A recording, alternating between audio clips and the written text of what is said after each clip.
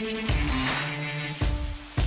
Franck, bonjour. Comment ça s'est passé depuis vendredi soir? Il a fallu soigner un peu les têtes et les corps.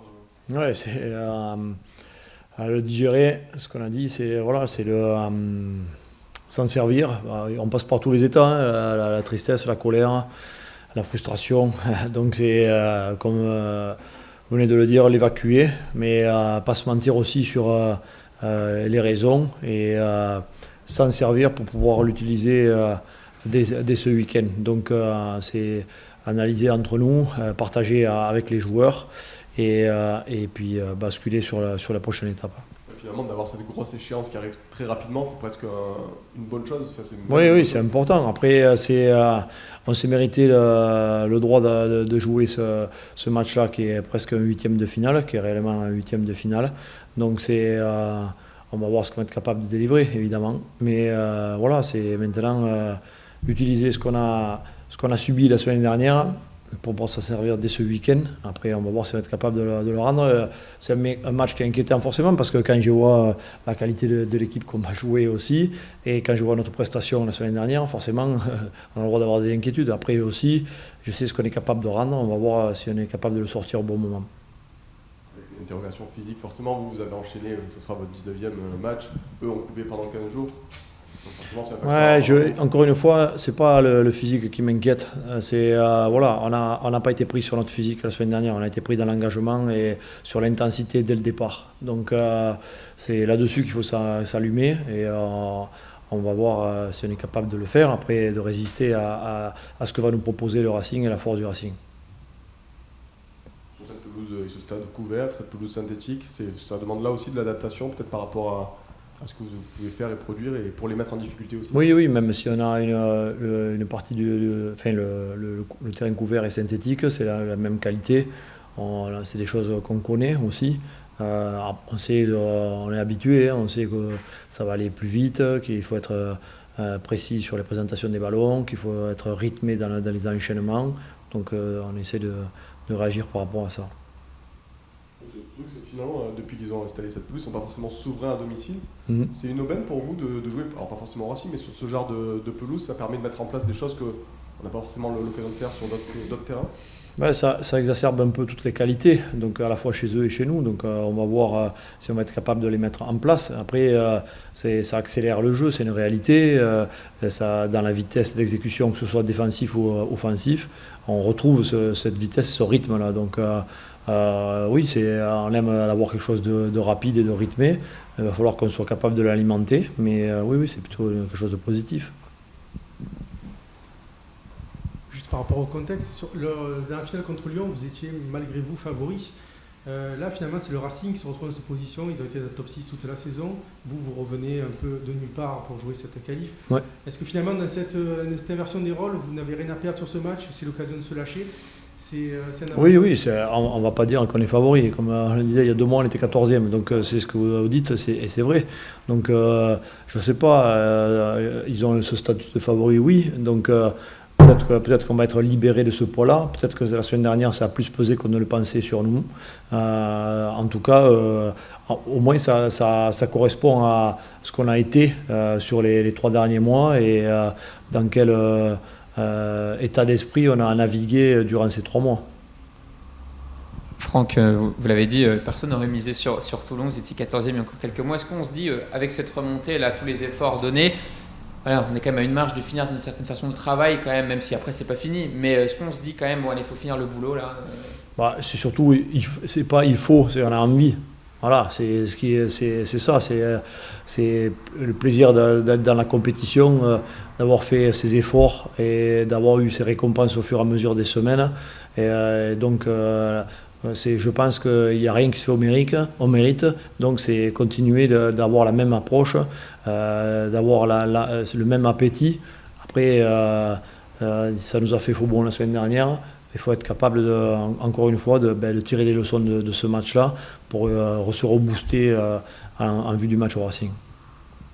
Donc on a vu passer un peu tout et son contraire sur les fameux gifles là, et Toulon. Oui. Est-ce qu'on peut faire un petit point, savoir où vous en êtes? On est à 16,04 de moyenne, donc on est dans les clous. Voilà, je vois que ça préoccupe pas mal de personnes. voilà, ça fait partie de la gestion de la saison. Et il faut en tenir compte. Je ne vous dis pas que je n'en tiens pas compte parce que c'est une réalité, mais voilà, ça compte pour les phases de qualification, ça compte pour les phases finales aussi. Donc voilà, il faut jouer juste avec ça aussi. On sait que Gabin a été touché Oui. lors de la finale. Est-ce que vous avez d'autres joueurs qui sont en souffrance pour le groupe? Non, de gros pépins, non, c'est déjà suffisant. Donc ouais, c'est assez, même si on ne peut pas dire que l'infirmerie soit pleine, mais c'est toujours frustrant dans ces moments-là de la saison de perdre des garçons. Juste comment vous avez senti vos joueurs cette semaine, justement, est-ce qu'ils ont été capables de passer ce cap, comme vous dites, de la On le saura. réception, ou vous les sentez revanchards quelque part aussi? On le saura réellement dimanche soir. J'ai senti les garçons affectés, oui, ça, je peux le voir. Revanchard, on le saura que dimanche soir. Je sens les joueurs touchés, oui. Forcément, au fur et à mesure des journées, ça évolue, heureusement. Mais oui, ils étaient tous très impactés. Il y avait beaucoup de frustration, de colère sur nous-mêmes à la sortie forcément de ce match-là et du week-end. Est-ce que vous vous êtes appuyé sur vos leaders? Est-ce que vous avez laissé vos joueurs entre eux plus souvent que d'habitude cette semaine, justement? Non, ils ont pris du temps pour eux, ils ont fait des choses ensemble. Ça veut dire que ce groupe a un réel leadership et qui sont capables de aussi se prendre en charge là-dedans. Ce qu'ils ont fait durant les 6 derniers mois, ce que je vois, des garçons qui sont capables d'eux. C'est bon de voir aussi, quand c'est compliqué, de voir des garçons comme Charles, Baptiste passer devant aussi sur le fait d'être exemplaire, de restimuler le groupe là-dedans. Quand ça gagne, c'est toujours plus facile. Quand c'est costaud, quand c'est plus dur, c'est bon de voir ces garçons-là se retrousser les manches et passer devant aussi. Bonjour Raphaël, on en discutait un petit peu avec Franck tout à l'heure. Voilà, comment vous avez switché un petit peu entre la déception de cette finale et cette grosse échéance encore qui arrive à bout dimanche? Simplement par l'enjeu qu'il y a après le match du week-end. Voilà, c'est un match qui est capital pour les deux équipes et voilà, mais surtout pour nous. Donc, t'as pas le temps de te relâcher. Il faut absolument gagner si tu veux rester dans la compétition. Et voilà, la motivation est toute trouvée. À quel moment vous avez balayé, on va dire, la finale pour vous projeter? Est-ce que voilà, vous avez revu peut-être les images, mais à quel moment vous avez vraiment basculé sur le Racing? Bon, sincèrement, dès qu'on est revenu à l'entraînement, on a été off samedi, dimanche, lundi. Et dès qu'on est revenu le mardi à l'entraînement, on a vu assez rapidement ce qui nous avait manqué, même si tous on le savait. Il n'y avait pas besoin de nous montrer 1 heure d'image pour tirer les conclusions de ce match. Et simplement après basculer totalement sur la préparation du Racing. Donc pour le coup, ça a été assez rapide et essayer de bien se préparer pour ce match. Oui, justement, ce match, la finale, vous l'abordez en qualité de favori, malgré vous. Ce match, le Racing a été dans les 6 toute la saison. Vous revenez un peu de nulle part. Vous êtes un peu libéré de ce poids, justement. Ça peut permettre de vous lâcher l'avantage. C'est vrai que depuis un moment, cette position d'outsider, elle était, nous a quand même bien porté. Donc, ça a été quelque chose de, personne nous voyait revenir et on a prouvé la qualité de notre groupe, même si on a pour l'instant rien gagné. Après, il reste encore quelques matchs à jouer et c'est vrai qu'on n'est pas favori du tout ce week-end. On joue face à un Racing qui a été dans le top 6 toute la saison, qui a des objectifs aussi très élevés. Donc voilà, c'est leur match aussi. Comment on s'adapte et qu'est-ce que ça change de jouer sur ce terrain à la fois synthétique et couvert? Après, sincèrement, maintenant, t'as quand même pas mal de terrains synthétiques. La seule chose qu'il y a, c'est que c'est vrai que les rebonds sont un peu différents, ça va plus vite. Et voilà, il y a plus de vitesse, que ce soit plus de vitesse et plus d'impact. Donc c'est simplement être prêt pour ça et savoir que ça va courir dimanche et qu'il y aura plus de déplacements, il y aura plus de contacts plus forts. Voilà, c'est des surfaces qui qui permettent pas trop non plus le droit à l'erreur, dans le sens où si tu es pris sur un appui ou quelque chose, c'est plus compliqué de revenir. Donc voilà, être focus 100% sur ce match et l'intensité qu'on va devoir y mettre. Le Racing est la meilleure attaque sur le championnat depuis le début de la saison. Vous êtes la meilleure attaque depuis les 10 dernières journées. Tu t'attends à un match un peu, alors pas fou, mais qui risque de partir un peu dans tous les sens. Ouais, on s'attend à un match assez vraiment relevé. On s'attend à un match avec à haute intensité. Donc voilà.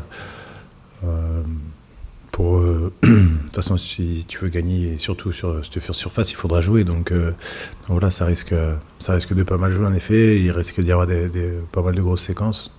Après, voilà, ça va être un gros match. Ça faisait longtemps que vous n'avez plus connu aussi la défaite, au-delà de la défaite en finale. Est-ce qu'il a fallu réapprendre aussi à se relever après un échec cette semaine? C'était dur à digérer pour tout le monde, dans le sens...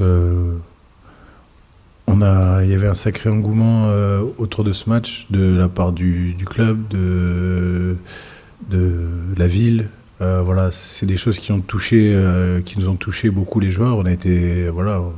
On a vu tout ce que ça déclenchait, un Toulon qui, parce que pour la plupart on l'a pas connu, un Toulon qui gagne, un Toulon qui, on a vu.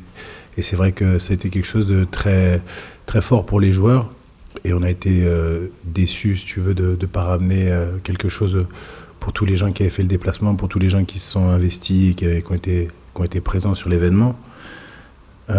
Et sur le reste de la saison aussi. Après, il faut rebasculer et j'ai aucun doute que l'engouement pour le top 14 sera même encore décuplé si on vient à continuer d'avancer. Est-ce que ça donne justement un sentiment de revanche aussi sur ce match, de trouver quelque chose, d'aller chercher quelque chose? C'est pas de revanche parce que on a une revanche à prendre sur personne. Simplement, on a vu ce que ça pouvait déclencher et on a envie de continuer à partager des bons moments avec les gens, avec le club, avec tout le monde.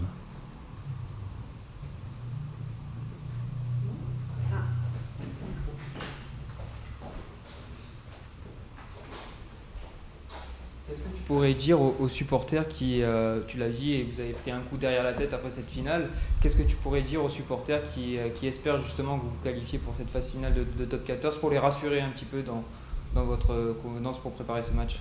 Non, simplement qu'on va tout donner ce week-end.